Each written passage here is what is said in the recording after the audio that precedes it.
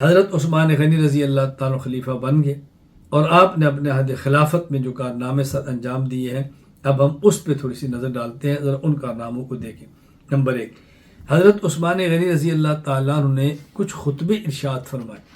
سب سے پہلا خطبہ آپ نے خلیفہ بننے کے بعد جو ارشاد فرمایا، ذرا وہ سنیں۔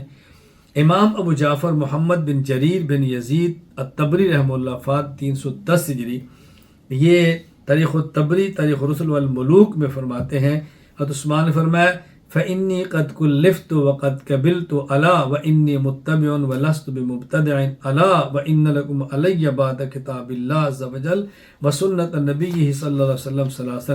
فرمایا دیکھو مجھے خلیفہ بنایا گیا، میں نے خلافت کو قبول کیا، میں متبع سنت ہوں، میں مبتدع نہیں، یا اس کا معنی میں پہلو کے نقش قدم پہ چلوں گا، کوئی نئے طریقے اختیار نہیں کروں گا۔ اور فرمایا کہ میرے ذمے ہے کتاب اللہ، اور کتاب اللہ کے بعد سنت رسول اللہ، یہ میرے ذمے ہے کہ میں اس کے مطابق چلوں۔ اللہ اکبر، سبحان اللہ۔ فرمانے لگے وَإِنَّ لَكُمْ عَلَيَّ بَعْدَ کتاب اللہ، میرے اوپر ہے کتاب اللہ اور سنت رسول اللہ کے بعد کیا میرے ذمے ہے؟ تین مرتبہ فرمایا اتباع من کان قبلی فیما اجتمعتم علیہ وسننتم، اور وسن سنتاً اہل الخیر فیما لم تسنوا عن ملأ، مجھ سے پہلے جو کام کر گئے اور جس پر تم جمع ہو میں اسی کو لے کر چلوں گا۔ بل کف عنکم الا فیما استجوبتم عقوبہ، میرے ذمے ہے میں کسی کو سزا نہ دوں، ہاں کوئی سزا کا مستحق ہے تو اس کو تو میں دوں گا۔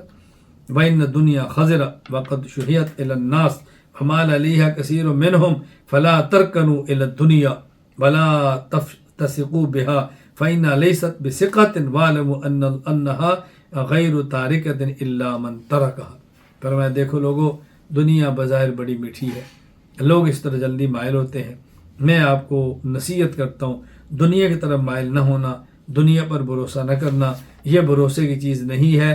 کوئی شخص ایسا نہیں جو دنیا میں رہے، دنیا چھوڑنے والی ہے، اس کو تم نہیں چھوڑو گے، یہ دنیا تمہیں چھوڑ دے گی، تم نہیں چھوڑو گے یہ تمہیں چھوڑ دے گی۔ پھر حضرت عثمان رضی اللہ تعالیٰ عنہ نے والیان حکومت کے نام خط لکھا، جو والی تھے، عہدیدار تھے، گورنر، ان کو خط لکھے۔ چنانچہ امام ابو جعفر محمد بن جریر بن یزید طبری رحمہ اللہ وفات 310 ہجری، تاریخ الطبری تاریخ الرسل والملوک میں نکل کرتے ہیں، آپ نے کان اول کتاب کتب عثمان الی عمالی، پہلا خط فرمایا اما بعد فإن اللہ امر الائمہ ان یکونوا رعاتا ولم یتقدم الیہم الا ان یکونوا جباتا وإن صدر هذه الأمة خلقوا رعاتا لم يخلقوا جباتا ولا يوشكن أئمتكم أن يصيروا جباتا ولا يكونوا رعاتا إذا عادوا كذلك انقطع الحياء والأمانة والوفاء ألا وإن أعدل السيرة أن تنظروا في أمور المسلمين فيما عليهم فتعطوهم ما لهم وتأخذوهم بما عليهم ثم تصنوا بالذمة فتعطوهم الذي لهم وتأخذوهم بالذي عليهم ثم العدو الذي تنتابون فاستفتحوا عليهم بالوفاء۔ فرمایا دیکھو تم والی ہو، تم نگران ہو، لہٰذا صرف ٹیکس وصول نہ کرنا، خیال رکھنا جس طرح پہلے کرتے تھے، اور اگر تم ٹیکس وصول کرتے رہے اور ان کا خیال نہ کیا پھر امانت اور وفا کا جنازہ نکل جائے گا۔ اس لیے تم اس کا بہت زیادہ خیال کرو، مسلمانوں کے خلاف کرو، ذمیوں کا خیال کرو، جس کے ذمے حق ہے اس سے لو، اور جو تمہارے ذمہ حق ہے ان حقوق کو ادا کرو۔ نمبر 3، آپ نے خراج وصول کرنے والوں کے نام خط لکھا۔ امام ابو جعفر محمد بن جریر بن یزید الطبری رحمہ اللہ فات 310 ہجری، تاریخ الطبری تاریخ الرسل والملوک میں خط لکھتے ہیں کان اول کتاب کتب الی عمال الخراج، جو خراج وصول کرتے عثمان کا پہلا خط تھا، کیا اما بعد فإن اللہ خلق الخلق بالحق فلا يقبل الا الحق خذوا الحق وآتوا الحق بی والامانہ الامانہ قوموا علیہا ولا تکونوا اول من یسلبها فتکونوا شرکاء من بعدکم الی ما اکتسبتم والوفاء الوفاء لا تظلموا الیتیم ولا المعاہد فإن اللہ خصم لمن ظلمہ۔ خلاصہ کیا تھا؟ فرمایا دیکھو اللہ نے حق دیا ہے، حق کے مطابق فیصلے کرو، حقدار کو حق دو، امانت اور عہد کا خیال کرو، کسی یتیم کسی مسکین اور کسی ذمہ پر ظلم نہ کرو، اللہ تعالیٰ بدلے لیں گے۔ سپہ سلاروں کے نام آپ کا خط، امام ابو جعفر محمد بن جریر الطبری رحمہ اللہ، وفات 310 ہجری، تاریخ الطبری، تاریخ رسل والملوک۔ وکان اول کتاب کتب الی امراء الاجناد فی الفروج، وہ لوگ جو سرحدوں پر سپہ سالار تھے، امیر، ان کو خط لکھا۔ اما بعد فإنکم حماة المسلمین وزادتهم وقد وزع لكم عمر ما لم يغب عنا بل كان عن ملامنا ولا يبلغني نحدكم منكم تغيير ولا تبديل فيغير الله ما بكم ويستبدل بكم غيركم فانظروا كيف تكونون فإني انظر فيما ألزمني الله النظر فيه والقيام عليه۔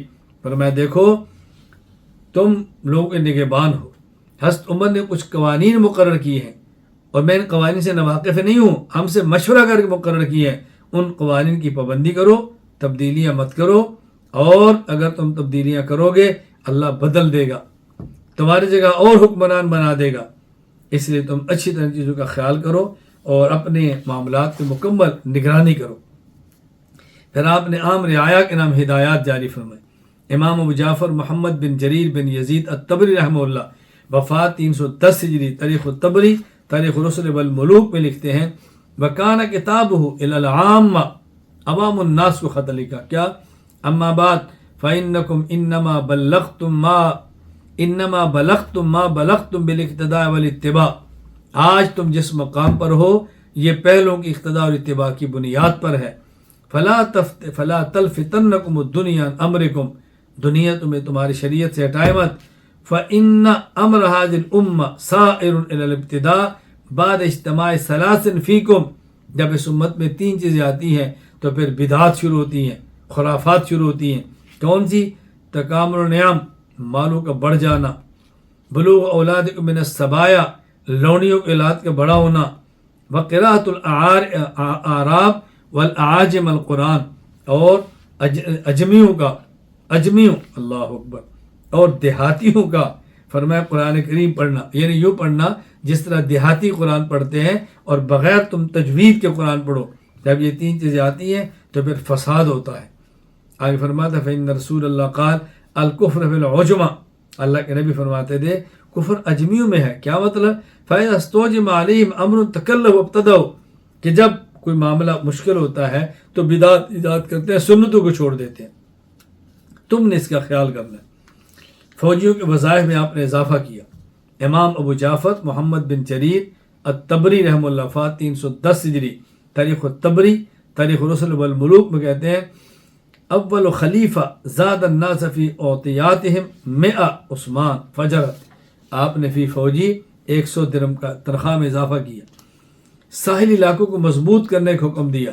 امام احمد بن یحییٰ بن جابر بن داؤد البلازی رحمہ اللہ، وفات 279 ہجری، فتوح البلدان، فتح مدینہ، فرماتے ہیں جب حضرت عثمان بن عفان کو خلیفہ مقرر کیا گیا، آپ نے حضرت معاویہ کو خط لکھا، کیا؟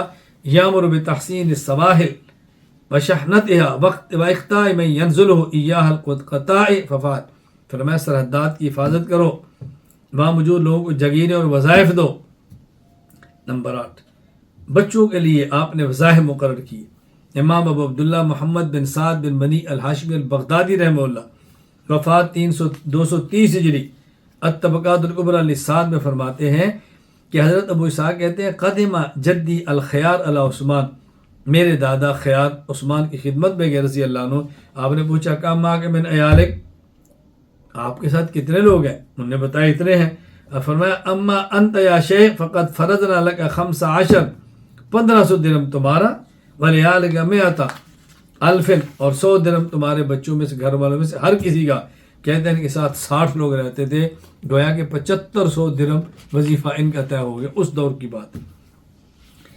امام حافظ عماد الدین ابو الفدا اسماعیل بن خطیب ابن کثیر دمشقی رحمہ اللہ، وفات 774 ہجری، البدایہ والنہایہ، اندر عجیب بات فرماتے ہیں کہ محمد بن ہلال اپنی دادی کا ذکر کرتے ہیں، کانت تدخل علی عثمان و محصور، حضرت عثمان جب محاصرہ میں تھے ان کی دادی وہاں جایا کرتی۔ اللہ، آپ ذرا دیکھیں مشکل دن، فولدت ہلالا، کہتے ہیں ان کا بیٹا پیدا ہوا محمد بن ہلال کا والد ہلال، تو فقط وہ نہیں آئی. حضرت عثمان نے پوچھا کہ وہ خاتون نہیں آئی؟ انہوں نے کہا جن کا بچہ پیدا ہوا ہے.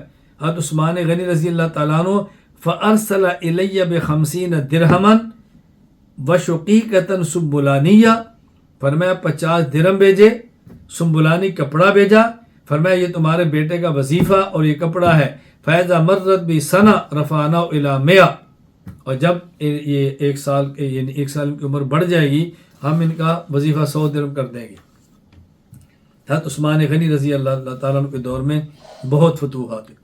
آپ کے یہاں فتوحات 2 قسم کی تھی. نمبر 1، بعض ممالک جو عمر رضی اللہ تعالیٰ عنہ کے دور میں فتح ہوئے لیکن وہاں کے لوگوں نے بغاوت کی، حضرت عثمان غنی رضی اللہ تعالیٰ عنہ دوبارہ ان کو فتح کیا، جیسے آذربائیجان، آرمینیا، رے، سکندریہ. تاریخ تبری اور البدایہ والنہایہ میں ان علاقوں کا تفصیلاً ذکر موجود ہے. نمبر 2، وہ علاقے جو پہلے فتح نہیں تھے عثمان غنی کے دور میں فتح ہوئے. اللہ اکبر، وہ تو اتنے زیادہ ممالک ہیں کہ انسان گنتی کرے تعجب کرتا ہے.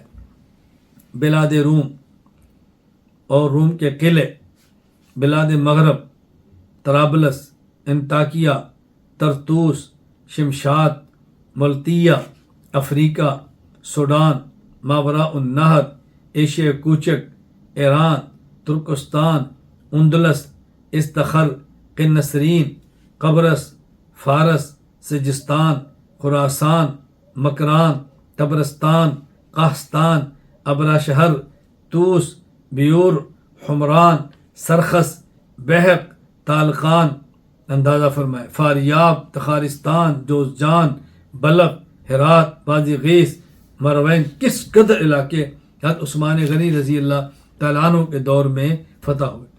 حضرت عثمان غنی رضی اللہ تعالیٰ عنہ کے دور میں بہت ساری فتوحات ہوئی ہیں. اللہ اکبر، اللہ ان کو اپنی شان کے مطابق اجر عطا فرمائے. حضرت عثمان غنی رضی اللہ تعالیٰ عنہ، اللہ تعالیٰ ہم سب کو صحابہ کرام رضی اللہ عنہ مجمعین کے ساتھ محبت عقیدت کی توفیق عطا فرمائے، اور اللہ تعالیٰ ہمیں ان کے نقش قدم پر چلنے کی توفیق عطا فرمائے.